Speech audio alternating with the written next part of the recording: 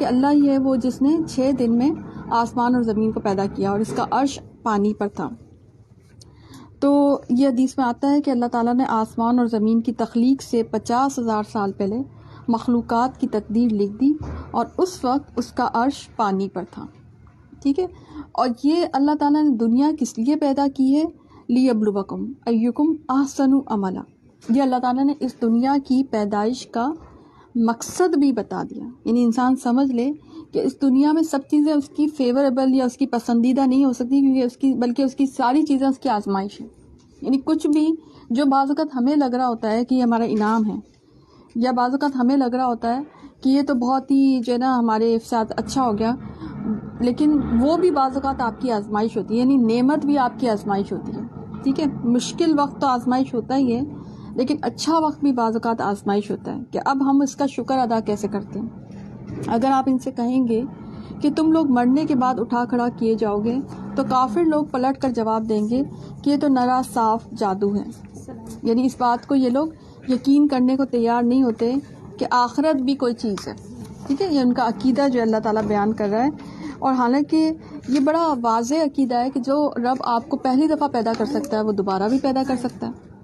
اور اگر ہم ان سے عذاب کو گنی چنی مدت تک کے لیے پیچھے ڈال دیں تو یہ ضرور پکار اٹھیں گے کہ عذاب کو کون سی چیز روکے ہوئے ہیں. سنو، جس دن وہ ان کے پاس آئے گا پھر ان سے ٹلنے والا نہیں ہے. پھر تو جس چیز کی ہنسی اڑا رہے تھے وہ انہیں گھیر لے گی. یعنی عذاب ایسی چیز نہیں کہ جس کو پکارا جائے، جس کو یاد کیا جائے یا جس کے لیے دعائیں کی جائیں. اگر ہم انسان کو اپنی کسی نعمت کا ذائقہ چکھا کر پھر اس سے وہ لے لیں تو وہ بہت ہی نا امید اور بڑا ہی ناشکرا بن جاتا ہے. ٹھیک ہے. حالانکہ آپ دیکھیں نعمت اسی کی تھی، تو اگر اللہ تعالیٰ نے کوئی نعمت لے لی تو اس میں نا امیدی یا ناشکرے پن کی تو کوئی بات ہی نہیں. اور پھر کیا دوسرا معاملہ کہ اگر ہم اسے کوئی نعمت چکھائیں اس سختی کے بعد، یعنی پہلے جو نعمت نہیں تھی اور اب اس کو نعمت دے دی، تو وہ کہنے لگتا ہے کہ بس برائیاں مجھ سے جاتی رہتی. یقیناً وہ بڑا ہی اترانے والا اور شیخ و خور ہے. ٹھیک ہے. اب انسان کے دو جو ہے نا مطلب ایموشنل معاملات بتائے گئے. ایک تو وہ ہوتا ہے کہ جب اس کو نعمت چکھا کر اس سے لے لیا جاتا ہے تو وہ اس کو آزمائش، پیچھے اللہ تعالیٰ نے واضح کر دیا کہ دنیا کی ہر چیز آزمائش ہے. یہ دنیا پوری کی پوری آزمائش ہے.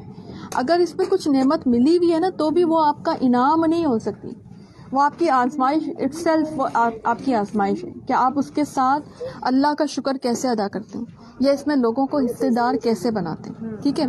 تو اگر وہ تو پھر وہ جب آزمائش ہے اور وہ جب لے لی گئی تو پھر انسان کیا کرتا ہے؟ نا امید ہو جاتا ہے اور ناشکرا ہو جاتا ہے. اللہ تعالیٰ انسان کی نفسیات بتا رہے ہیں جو کہ اللہ کے ہاں پسندیدہ نہیں. حالانکہ نعمت اسی کی تھی. اللہ کہہ رہا ہے جب میں نے اگر کوئی چیز کی تھی اور اگر میں نے کوئی چیز واپس لے لی، اس میں وہ صحابی والا واقعہ یاد کر لیں کہ جن کے بیٹے کی وفات ہو گئی تھی.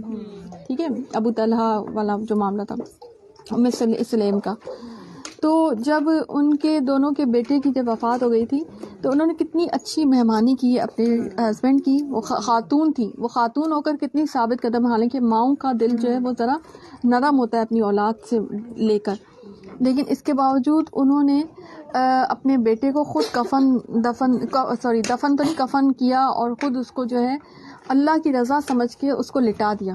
وہ چھوٹا سا بچہ تھا اور جب ان کے ہسبینڈ بھی گھر نہیں تھے. آپ سوچیں اگر ایسی چیز کو ہم اپنے سامنے رکھ کر سوچیں تو ہمارے تو کوہرام بچ جائے. تو انہوں نے جو ہے نعمت تھی نا، اللہ کی اولاد بہت بڑی نعمت ہوتی ہے اللہ تعالیٰ کی. ٹھیک ہے نا. تو اللہ کی نعمت تھی، تو جب وہ اللہ تعالیٰ نے لے لی تو انہوں نے کوئی شور، کوئی واویلا کچھ بھی نہیں کیا، بلکہ اس کو آرام سے اللہ کی نعمت اس کو، یعنی ایسے لگتا ہے جیسے سجا سنوار کے اللہ کی نعمت کو واپس دیا جا رہا ہے. تو جب ہم نعمت کو واپس کرتے ہیں تو اس کی سجاوٹ ہوتی ہے، اس کی سجاوٹ شکر اور صبر ہوتا ہے. ٹھیک ہے نا. جس شکر اور صبر کے ساتھ اس آئی ہوئی نعمت کو اللہ کی رضا کے مطابق واپس دے دیتے ہیں تو وہ اس کی آرنامنٹیشن ہوتی ہے جو ہم اس کو پیش کرتے ہیں، وہ اللہ تعالیٰ کو اور بھی اچھا لگتا ہے کہ اس نے اتنے صبر اور اتنے شکر کے ساتھ میری اس نعمت کو، جو کہ میری رضا تھی نا کہ اب واپس دے دی جائے، تو اس نے واپس دے دی. اور پھر جب شوہر آئے، ان کی مہمان نوازی کی، ان کو کھانا وانا کھلا کے پھر ان کو بھی اسی طرح سے تعلیم دی. یعنی آپ دیکھیں کہ میت پہ، وہ بھی اپنی اولاد کی میت پہ تعلیم کا بندوبست ہمیں پہلا ہی ایسا انفرادی واقعہ نظر آتا ہے جو کہ ام سلیم کا ہمیں نظر آتا ہے. تو انہوں نے، اور آپ کو پتہ ہے اس کے فوراً بعد پھر ان کو اللہ تعالیٰ نے اور اولاد بھی دی تھی. ٹھیک ہے، تو انہوں نے بہرحال اپنے شوہر کو کہا کہ اگر آپ کے پاس کوئی امانت رکھوائے اور وہ اگر واپس مانگے تو آپ دیں گے نا واپس؟ بولے بالکل میں دوں گا، میں اس کے بارے میں بالکل کچھ ایسا نہیں کر سکتا کہ. تو بولے کہ وہ آپ کی جو اولاد تھی نا وہ بھی اللہ کی امانت تھی اور اللہ نے واپس لے لی ہے. تو اب کس طرح سے، کتنے خوبصورت انداز سے واپسی کی، امانت کی. ٹھیک ہے نا، تو اللہ تعالیٰ یہ چاہتا ہے کہ ہم شکر کے ساتھ اور صبر کے ساتھ، لیکن انسان کیا کرتا ہے، وہ ناشکرا ہو جاتا ہے، نا امید ہو جاتا ہے. اور جب اس کو کوئی نعمت چکھا دے اس سختی کے بعد، مثلا پہلے کچھ نہیں تھی، ہو سکتا ہے پہلے اولاد نہیں تھی، ٹھیک ہے، یا اولاد چلی گئی، اب آ گئی، اب اللہ نے دے دی، تو وہ کہنے لگتا ہے کہ بس برائیاں مجھ سے جاتی رہیں. یعنی اس نعمت کا حاکم خود بن بیٹھتا ہے، یعنی اپنی مغفرت کا فیصلہ خود کر لیتا ہے. یعنی یہ کہتا ہے بڑے بڑے بول کہ اب سارے گناہ، ساری برائیاں چلی گئی، میں تو بہت اللہ کا نیک بندہ ہوں، دیکھو مجھے اللہ تعالیٰ نے جو ہے نا اولاد عطا کر دی. لوگوں کو اس نعمت کے ذریعے سے اپنی نیکی کا یقین دلانے لگتا ہے. ہوتا ہے نا ہمارے یہاں یہ کیریکٹر ہوتا ہے نا کہ ہاں بھائی، بہت سے لوگ آپ کو ایسی بات کہ بہت برا وقت دیکھا، آج دیکھو بھائی سب کچھ تھا مگر اب آج دیکھو اللہ تعالیٰ نے سب کچھ نواز دیا ہے، اللہ نے بڑا ہی کرم کیا. یعنی وہ بیسکلی اللہ کا کرم بتا کر آپ کو یہ بتانا چاہ رہے ہوتے ہیں کہ ہم بڑے نیک لوگ ہیں اور اللہ نے ہمیں. اور ایک طرح سے یہ بھی ایک احساس برتری کا اور تکبر کا انداز ہوتا ہے. آپ کو پتہ ہے یہ بھی ایک تکبر کا انداز ہوتا ہے کہ اللہ تعالیٰ کے، اور عام لوگ جو ہو سکتا ہے اس سے زیادہ نیک ہوں، ہاں، ان کو یہ احساس دلانا، ان کے اندر احساس کمتری ڈالنا کہ دیکھو تم شاید اتنے نیک نہیں ہو، تم شاید اتنے اچھے نہیں ہو، جبھی تو تمہیں یہ نعمت نہیں ملی. ٹھیک ہے نا، مجھے تو اللہ تعالیٰ نے دے دی. اور وہ بڑا ہی، اللہ تعالیٰ کیا کہہ رہے ہیں، انہ لفرح فخور، کہ وہ بہت ہی خوش اور فخر کرنے والا ہے. دیکھو خوش ہونا بری بات نہیں ہے، لیکن فخر کرنا، خوشی میں جب فخر اور تکبر مل جاتا ہے نا تو وہ خوشی آپ کی گناہ بن جاتی ہے، آپ کا گناہ کا سبب بن جاتی ہے. ٹھیک ہے نا، تو ایسی خوشی اللہ کو پسند نہیں. اور آپ دیکھیں ہمارے ہاں تو خوشی کا تصور ہی یہی ہے. ہم جب خوش ہوتے ہیں، آپ دیکھ لیں ہمارے سارے ایونٹس دیکھ لیں، ہماری چھوٹی چھوٹی خوشیاں دیکھ لیں. ہم خوشیاں، اگر ہمارے گھر، اگر ہماری زندگی میں کوئی خوشیاں ہوتی ہیں تو ہم اس کا جو ہے نا پروپیگنڈا کرنا چاہتے ہیں. ہم اس کا مطلب یہ نہیں ہوتا ہے کہ لوگوں کو شریک کریں، بلکہ اس کا مطلب اکثر یہ ہوتا ہے کہ ہم اپنی بڑائی لوگوں پہ شو کریں، ہم بتائیں کہ ہمارے یہاں کیا ہوتا ہے، اسٹیٹس ڈالتے ہیں، ہمارے یہاں کیا ہوتا ہے، لوگوں کو خبر کی جاتی ہے. بعض اوقات دیکھیں یہ سب چیزیں، اگر مٹھائی دے رہے ہیں یا آپ کوئی دعوت بھی ایون کر لیں، لیکن نیک نیتی سے کریں. یعنی ان کو شیئر ہی کر دیں، بھائی چلو کوئی بات نہیں ہمیں ملی ہے. ایسے بھی لوگ ہوتے ہیں کہ چلو ہم بھی ہے نا ان کو کوئی بات نہیں، ہمیں نا ان کو کھانا کھلاتے ہیں. تو یہ نیک نیتی ہوتی ہے. ٹھیک ہے، نیت میں فرق ہے کہ ہمیں یہ نعمت ملی ہے، چلو ہم دعوت کر دیتے ہیں، ہم کھانا کھلا رہے ہیں، چلو ٹھیک ہے، اس میں حرج نہیں. لیکن اگر آپ برتری یا تکبر کی وجہ سے کریں کہ ہم دکھائیں گے کہ بھئی ہم کتنے، اب آؤ بھئی ہمارے گھر کو دیکھو، یا آؤ بھئی ہماری اس نعمت کو دیکھو، یا آؤ بھئی ہماری دلہن کو دیکھو، یا آؤ بھئی ہماری مطلب جو بھی ہماری نعمتیں جو ملی ہیں اس کو دیکھو، تو اس وقت تکبر کا عنصر آ جاتا ہے، اس وقت ریاکاری کا عنصر آ جائے گا. آگے آیات ابھی اور ریاکاری پہ آنے والی ہے. ٹھیک ہے، اور وہ اس کا سب سے بری بات یہ ہوتی ہے کہ وہ اپنی مغفرت کا فیصلہ خود کر لیتا ہے، حالانکہ مغفرت کا فیصلہ اللہ کے ہاتھ میں. بس برائیاں، یہ کیا جملہ ہے، لِيَقُولَنَّ ذَهَبَ السَّيِّئَاتُ، کہتا ہے کہ اب مجھ سے سیئات، برائیاں، گناہ مجھ سے سیئات کہتے ہیں، صحیح کہتے ہیں گناہ کو یا برائی کو، کہ اب چلی گئی مجھ سے، مجھ سے گناہ، مجھ سے برائیاں دور ہو گئی. کیسے دور ہو گئی؟ ابھی تک تو اعمال نامہ آپ کے ساتھ لگا ہوا ہے، ابھی تک تو روز قیامت آئی ہی نہیں ہے، کہ روز قیامت آیا ہی نہیں ہے کہ آپ جو ہے نا اس میں فیصلہ ہوگا نا کہ کون برائیوں سے پاک ہو گیا اور کون برائیوں سے پاک نہیں ہوا. تو آپ اس دنیا میں کوئی بھی یہ فیصلہ نہیں کر سکتا کہ اب گناہ مجھ سے دور ہو گئے. اکثر لوگ کرتے ہیں نا سوال کہ جی ہمیں کیسے پتہ چلے توبہ قبول ہو رہی ہے، جی کیسے؟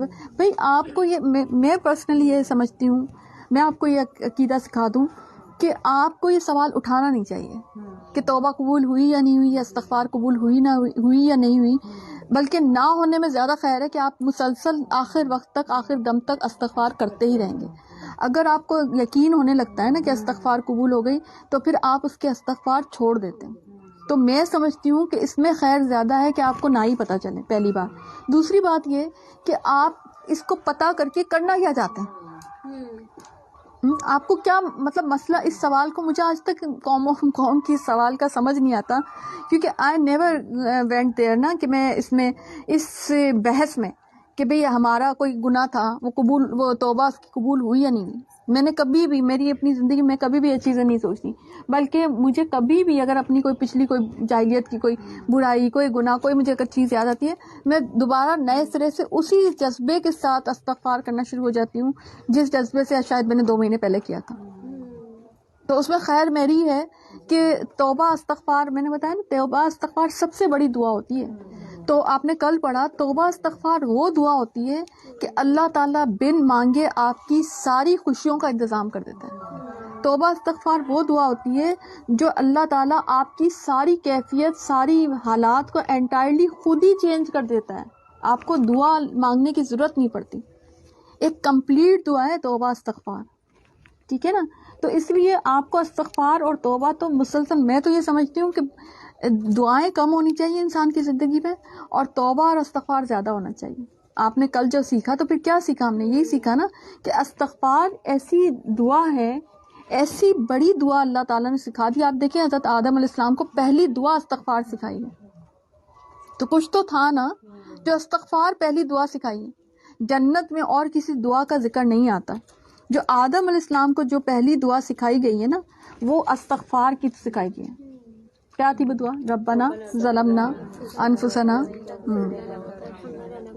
ٹھیک ہے نا. اور یہ کتنی زبردست، یہ بھی استغفار ہے، ٹھیک ہے نا. تو اس لیے جو ہے نا، یہ سوچنا کہ بھئی اب تو برائیاں، اب گناہ مجھ سے جاتے رہے، یہ تکبر کا عنصر اللہ تعالیٰ کو پسند بالکل نہیں آتا یہ بات. اور یہ جو ہے نا، انسان کبھی بھی ایسی حرکت نہیں کرے، ٹھیک ہے. اور سوائے ان کے جو صبر کرتے رہے اور نیک کاموں میں لگے رہے، انہی لوگوں کے لیے بخشش بھی ہے اور بہت بڑا نیک بدلہ ہے، ٹھیک ہے. ایسے لوگ اللہ کو پسند ہیں جو صبر بھی کرتے ہوں آزمائشوں پہ، کیونکہ اللہ تعالیٰ نے پچھلی آیات میں شروع میں نے بتا دیا کہ اللہ تعالیٰ نے کیا کہا ہے کہ دنیا کیوں بنائی ہے، لیبلوکم ایکم احسن عملا، کہ دیکھے وہ آزمائے تم کو کہ کون تم میں سے اچھا عمل کرتا. آسن، آسن ہوتا ہے مقابلے پہ اچھا، ٹھیک ہے. ایک تو حسن ہوتا ہے، ایک حسن ہوتا ہے، ٹھیک ہے. لیکن آسن ہوتا ہے یعنی وہ ڈگری ہوتی ہے جو مقابلے کی ڈگری ہوتی ہے، ٹھیک ہے نا. تو ایک دوسرے سے آپ کا مقابلہ ہونا چاہیے اچھے عمل کا، ٹھیک ہے. کہ اگر آپ دیکھیں، یعنی اس میں مقابلے بازی بری بھی نہیں ہے، کہ آپ دیکھیں کہ کوئی اور اچھا عمل کر رہا ہے تو کوشش یہ ہونی چاہیے کہ اس سے بھی اچھا عمل میں کر جاؤں، ٹھیک ہے. اور صحابہ کرام یہ ریس لگاتے تھے.